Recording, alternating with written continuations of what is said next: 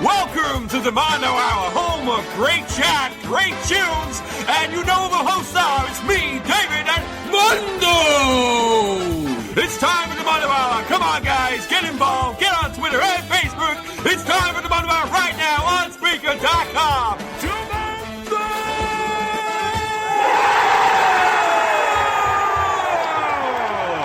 World Cup special.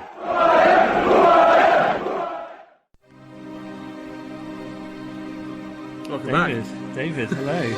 The World Cup special. 3/4 way through the World Cup. 3/4 of the way through, what can we do? But, you know what? I'm excited. I'm probably more excited about this show than any other, and that's probably because we're talking about something we actually know about. Are you more excited than you are for the climax of the World Cup? Okay. So there's a question. You're not bothered about the show. I'm more worried about the football, what's going to happen. Okay. You know, highs, lows, goals, misses, fouls, penalties, red cards, yellows. Are you just listing off... Just listing things that can happen. Listing off the rule book of football? Yeah. Offside. Look, we've got a lot coming up tonight. Obviously, we're going to play this track for you. Well, we are playing this track for you now to get you in the mood. And then after this, we'll be talking about a whole load of stuff. Enjoy.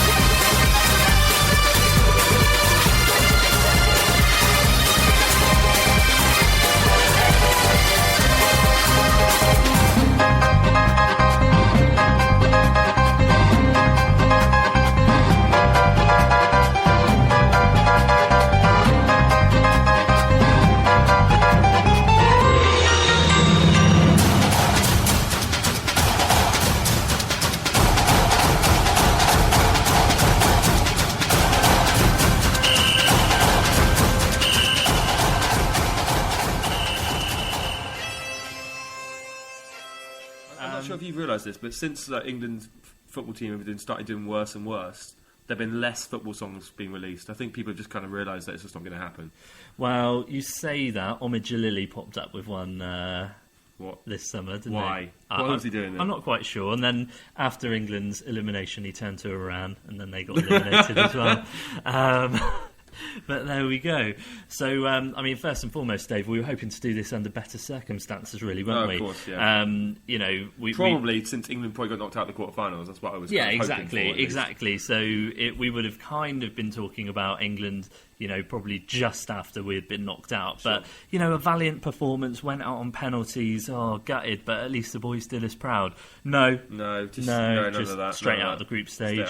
What everyone thought was going to happen. Out with a whimper at 0-0. Yeah. The thing that's happened this year, though, is everyone's gone, oh yeah, no pressure this year. But everyone's secretly gone, I think we're going to do all right, yeah. Hang on a minute, we've got some good players. Oh, never know. Quarterfinals. No, never know. Might get even further. No. The thing that gets me is this kind of whinging about, we're just so far behind the big countries and stuff. Costa Rica, pretty sure they're behind us. Yeah, they are. Places to train and that kind of thing. But they just did kind of the Greece approach, didn't they? They parked the bus for 90 minutes. They did hope for penalties. They were good at penalties, and that's about it. They did, but tremendous. So bravo to you, Costa Rica. Yeah, did well. I mean, they were celebrating at sort of 120 minutes. like they won the World Cup last night. So that's obviously a massive achievement for them. Yeah, they were. I mean, this World Cup, what's been your thoughts so far? I've really enjoyed it. I've wanted to watch more matches than I could have got to. I mean, I've been slightly strange times for me because I finished work at like 6, half 6. So by that point, I've missed a game. Yeah, missed it maybe even 2. And then I get home and I watch one game, and then I usually end up the better games would be on at 5 o'clock, and then I've left with it's sort of, what was the really bad match? Was it Algeria versus Iran or something? Was it Nigeria? Or Nigeria and Iran. And it was. I watched that game from start to finish. Yeah, trying to persevere because I haven't watched a game in a couple of days. I need to watch this, and just going, this is. Your biggest mistake with a game like Nigeria versus Iran is it goes back to that classic thing of, sometimes two terrible teams can end up having a great game and there's loads of goals. Nah, just a 0-0. They're both quite happy with 0-0. Sometimes you get a team where they can't defend. What the hell with it? We'll just keep on attacking. Sort of really open. Didn't get any of that. No, nothing. I mean, I think even the commentators were starting to get a bit bored. I think I remember at one point they were commenting on the actual length of grass. And I'm not kidding. They actually got to that point. There was a close-up of a football on some grass. They're like, oh, nice and trim. It's like, brilliant. That's what it's come down to. That's what it's come down to in this match. Grass length. Ridiculous. Yeah, well, other than that game, it's been a pretty momentous World Cup. It has. I think the prestige of a Mondo World Cup special just kind of caps it off for Brazil, I would say. So congratulations to you, Brazil. Brazil. God, that's annoying. It is a little annoying, yeah. Should we talk about the coverage? Yes. Let's talk about the coverage. As you've just sung, Brazil. No one's annoyed about it, are they? They're going to do it all the way through the show. Yeah, that's get used to it. Yeah, ITV. I think it's pretty safe to say they've been the worst of the two. They've sort of thought stuff. What can we do to sort of maintain our level of crapness? Yeah. I know. Let's do something really dated and have terrible commentators and have Adrian Charles who can't. He actually speaks like he's having a stroke. Now you don't realise that he can't actually construct a sentence. And I know I'm not the most free-flowing, articulate man, but he is just unbelievably bad. How has he got a job in television? I have no idea. I think he's just got lucky in life somehow, apart from his face. Apart from his face and his hair. Yeah, but whatever. He's just an infuriating man. I think a few years back it was a bit more like, there's someone presenting it that might know a little bit about football and is a bit more like a fan. Sure. Now it's just like, please go away. Yeah. I think the thing that annoys me most, ITV have paid for him to be in Brazil for 6 weeks. Ridiculous. That upsets me a little bit, I think at one point, because I think there was a slightly... I think they're going to draw names out of the hat between ITV and BBC Sport of what would actually get the quarterfinal kind of draws and the picks, right? He actually said at one point, me and Gary Lineker are going to go down and we're going to do apple bobbing for the games. And I was like, shut up, you moron! What are you doing? Sounds like I missed the one funny thing that he said. But he didn't even say it. He said it as like a really hilarious joke, and everyone else laughed like really over the top. I was like, that's not that funny. Well, when England played Poland in that friendly, and then he made the comment about all the those Polish fans there. He's glad England didn't beat them because they're coming to fix his house the next day or something. It was basically some comment basically about him having his house done, and obviously everyone that builds houses and stuff is Polish. So that's basically what he was saying there. But yeah, I just think how he's got away with that, and he's still on telly. I have no idea. But I mean, what would you do to him if you met him? I would sit him down and say to him, "Well done, because you have no talent whatsoever, and you've managed to make a really good life for yourself and a really good career in football from just being a little bit of a twat." I think that ITV try and be really, really pally and really down to with the people and all this kind of stuff, and it just comes across a bit forced and really cheasy. It is very cheesy. ITV's very cheesy. It's all topped off by there was kind of all stuff kind of going on in Brazil. They don't really want all that money being spent on it and that kind of thing, and like the riots and that kind of stuff. The ITV studio was under attack. And people were throwing Was it England fans just saying, get off our TV? Because that's what I would have been in there. Yeah, get out! We're close to Adrian Charles. Let's show him what we think. But no, people were throwing stuff at it. And then one of the windows behind had a big chunk out of it. Right. So there was just a chunk of glass out of the window where someone had thrown something at it. They just left it. Excellent. Another thing, they seem to have packed less microphones than they needed. Have you seen that? Yeah. So yeah. there'll be sort of 4 people actually in front of the camera, and they have to switch microphones, handheld microphones between each other. They're a TV station. Sure, they can afford 4 microphones. Did you see it when England were playing in the friendly beforehand and classic. The classic, the lightning. Yeah, the classic English commentators. Oh, let's talk about the weather for 40 minutes because that's all we can do. Glenn Hoddle, it was the sweatiest man I've ever seen in my life. That was pretty disgusting. He looked like a gherkin. He did a little bit. Yeah, like, you know, sort of like when you pull a gherkin out of a jar and it's like really juicy. Yeah. But red version of that. Yeah. You know what I mean? Do you know what I mean? It's unpleasant. Yeah. I love Glenn Hoddle, but you know, it's unpleasant. The heat was just not obviously uncomfortable. Unpleasant to say the least. Now, Dave, I don't know whether you're up for attempting this just yet. What's that? But Jonathan Pearce, as we're talking about kind of coverage. Sure, yeah. Jonathan Pearce had what is now become an infamous meltdown. Yeah. In the Honduras, the most ridiculous France thing I've match. ever heard on a commentator, this World Cup at least. So obviously, to remind everyone, what happened is Benzema had a shot, hit the right-hand post, then bounced across the line on the other side, and the goalkeeper scooped it away at the last minute, but it had already gone over the line. Sure, yeah.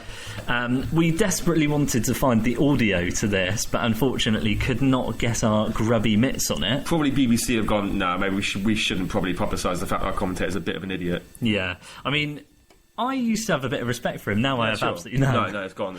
But there is some classic wording that he used in that. Now, I think what we should do, Dave, is we should reenact what happened as we don't have the audio. And who's going to be who? I think Because I'm not too sure if I can pull off Jonathan Pearce's like sort of moronic tone. To be honest, Dave, I think there's too many words for you to read. Yeah, that might be a thing as well. This. So I'm going to be Jonathan Pearce. I may do a terrible job. You will be Martin Keown. Okay, sure. You kind of have that Martin Keown-esque kind of That's not a good relaxed thing. nature. And let's go from there, I think. Okay. So Dave, can you see those lines? I can see the lines, yeah. Okay. You have right. scripted a lot. This is impressive. Mate, this is the real thing. Is it this really? is the real thing. Amazing. Okay, so I'm Jonathan Pearce. Ball's just gone in. All confusion has just gone mad. Well, look at the boos and Honduran players. And look at this again. We've seen so many spurious goal line technology replays, and it signals no goal! No goal has gone up on the screen. The fans have heard it. The Hondurans have seen it. But it's a goal there. Oh my goodness me, they've changed their minds now! Does this goal line technology work or doesn't it? Wow, which replays are we supposed to believe? This was supposed to be a flawless system! Yeah, but John, it says the ball crossed the line, and the second instance just says, like, no goal and then goal. The whole goal line technology debate will flare up again because of this. It's just not good enough, was it? One moment we're seeing a goal given by the assistant referee, and the next thing we're seeing is it's not over the line in the replay, and then we're seeing it's over the line in the second one. It's all right, John. Calm down. It's going to be okay. It's going to be all right. Hurt my throat, that. But that's basically what happened. That was slightly ad-libbed, but it's pretty much what happened. He got very, very excited over nothing. Really, he did. I mean, if he's ever watched a cricket or tennis match, use this Hawkeye kind of goal line technology, that's what happens. They show every instance just to be absolutely clear when the ball crossed the line. And also, it was slightly a thing of it could be an own goal because the goalkeeper could have shoved it in himself. All that kind of stuff. Absolutely love the Twitter kind of response. You know, when anything happens now, there is instant Twitter commentary on it or jokes about it or someone gets a photo out. It's been the first World Cup that actually fully Twitterfied and social media all over the place. But one person posted a picture of Father Ted explaining to Dougal that... this is just really small and that's really far away, just as a summary.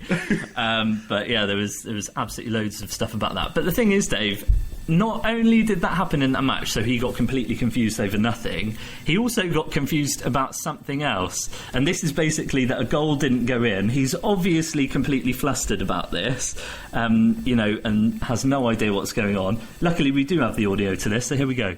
Away under pressure so sweetly. Griezmann, supple touches, good movement. Here's Benzema, Alvarez wide, good move, lovely move, it's 3-0, what a good goal. Side netting, Jonathan, no, this was in. Yeah, the angle we've got here. Yeah, it was in, Martin. What an idiot! He's